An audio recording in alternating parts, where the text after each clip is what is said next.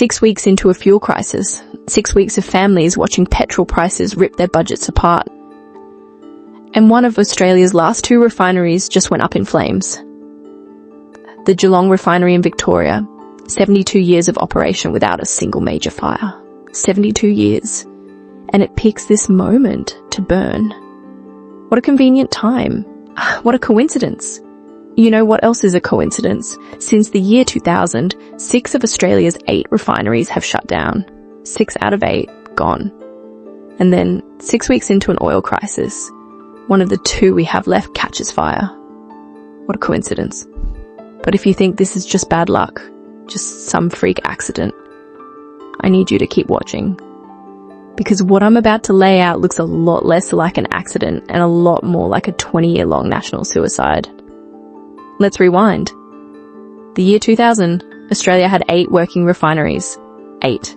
And fuel was still cheap enough that filling the car didn't feel like a second mortgage. Then, the dominoes started falling. Port Stanvac, down in Adelaide, shut down. Fuel ticked up a few cents. Nobody blinked. Clyde out in Sydney, gone. Freight costs crept higher, and so did the price of bread, milk, everything at Woolies. Colonel converted.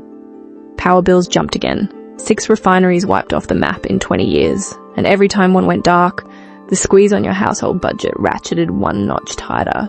And in all that time, not one politician in Canberra sounded the alarm. Not one contingency plan. 6 closures. 20 years. 0 action. What a coincidence. By the time that fire tore through Geelong, 2 refineries were all that stood between this country and total dependency. The one that just burned. Built in the 1950s, 70 plus years old, still carrying 50% of Victoria's fuel and 10% of the nation's. The only survivor? Lytton, up in Brisbane, built in the 60s, producing about 109,000 barrels a day. 2 pensioners covering maybe a third of the country's fuel needs between them, while the rest arrived on tankers we don't own, through shipping lanes we can't defend. And when Geelong went up in flames, it didn't just destroy infrastructure. It burned through the last razor-thin buffer between your family staying afloat and going under.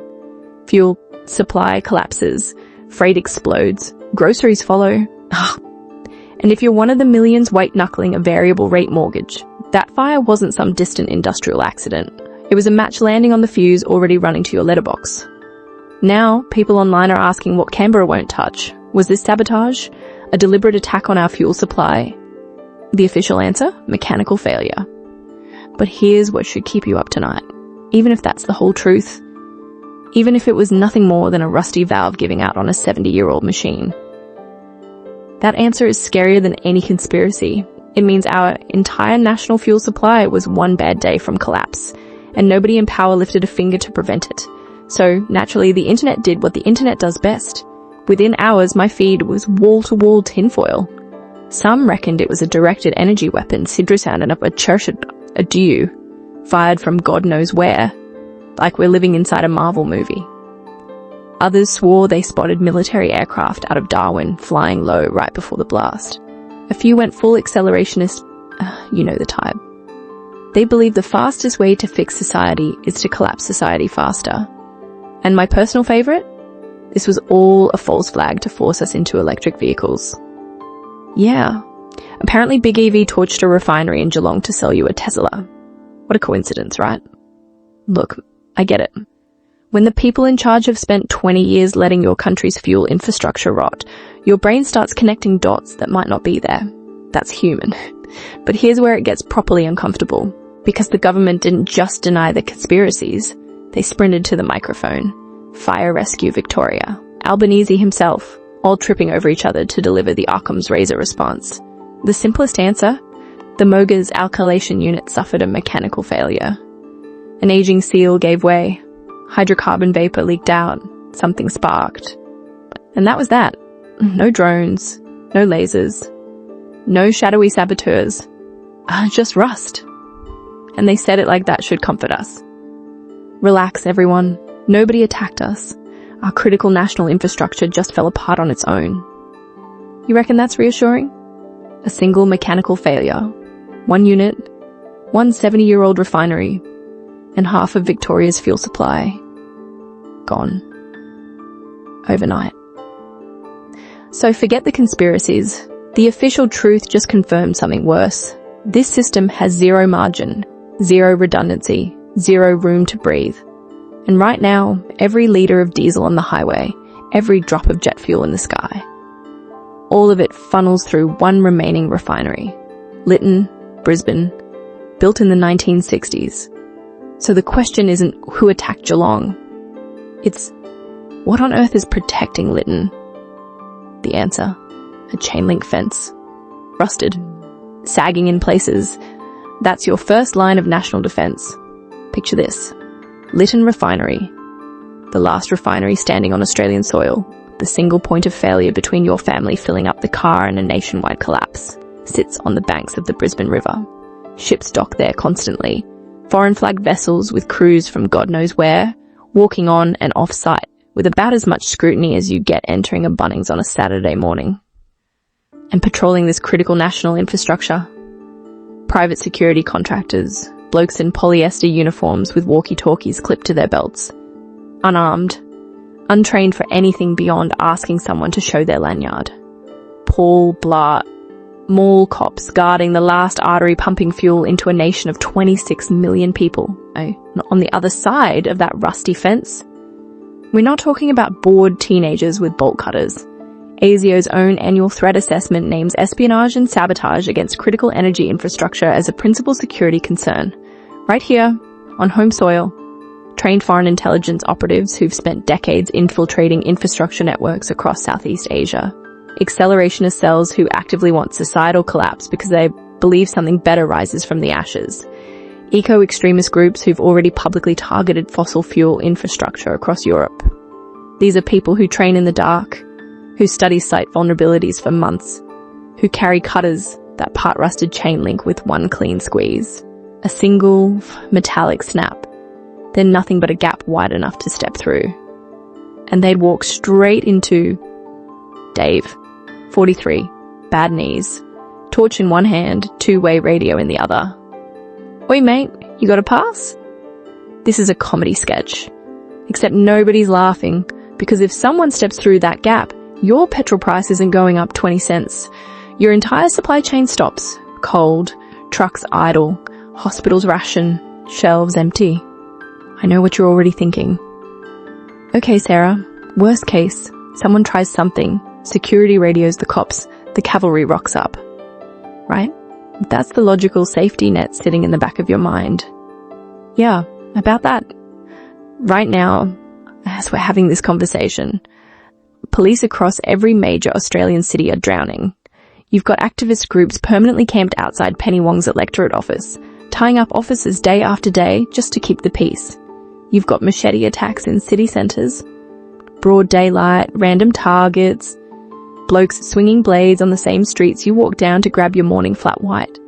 And layered on top of all that, a migration surge dumping tens of thousands of new residents into suburbs where the nearest cop shop already can't answer its own phones.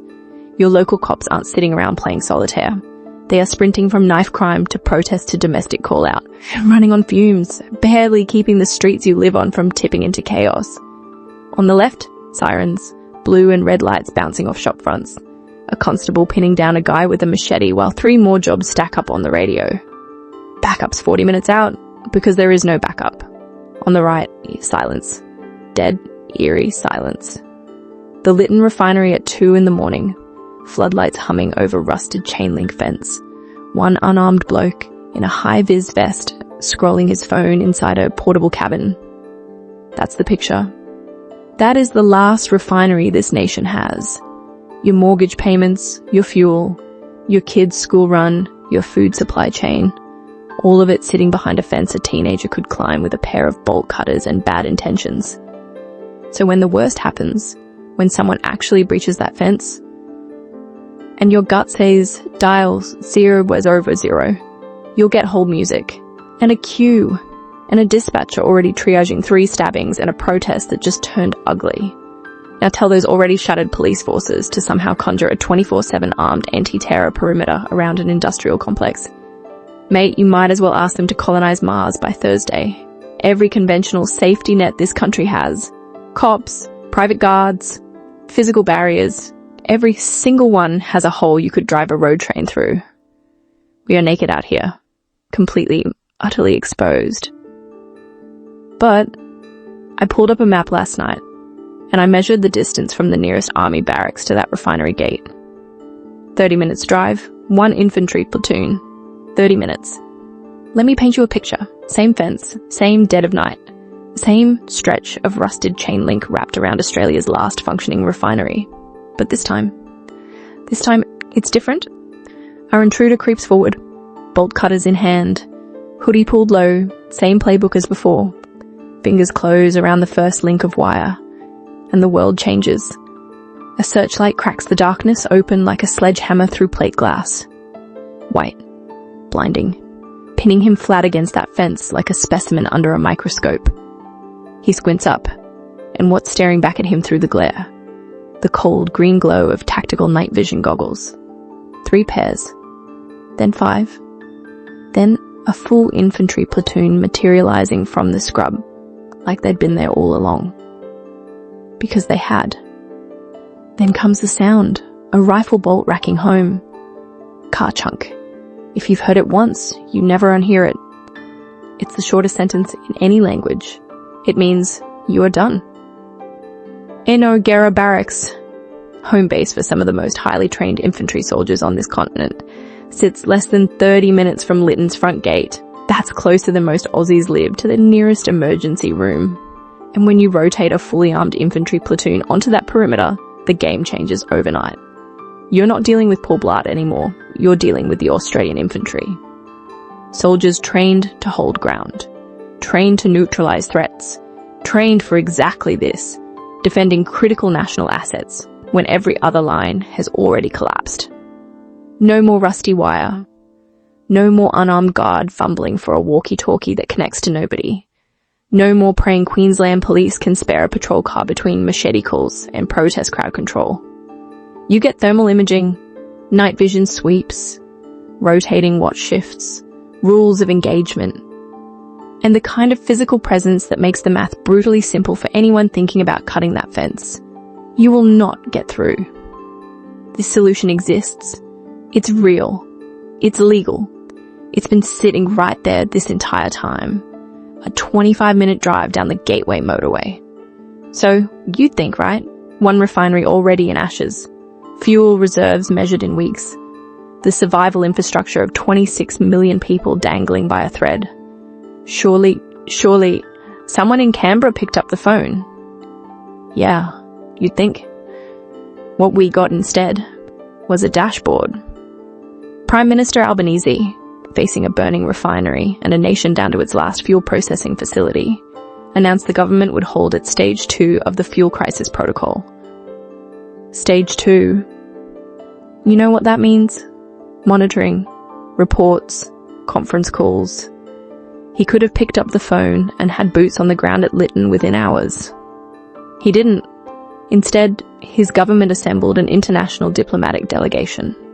Consultants, advisors, people with very expensive briefcases, and proudly unveiled a 4-stage response dashboard. A dashboard to protect critical national infrastructure from physical sabotage.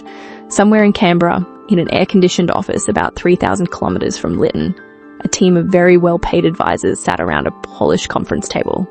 Laptops open, PowerPoint loaded, colour-coded risk matrices glowing on a projector screen.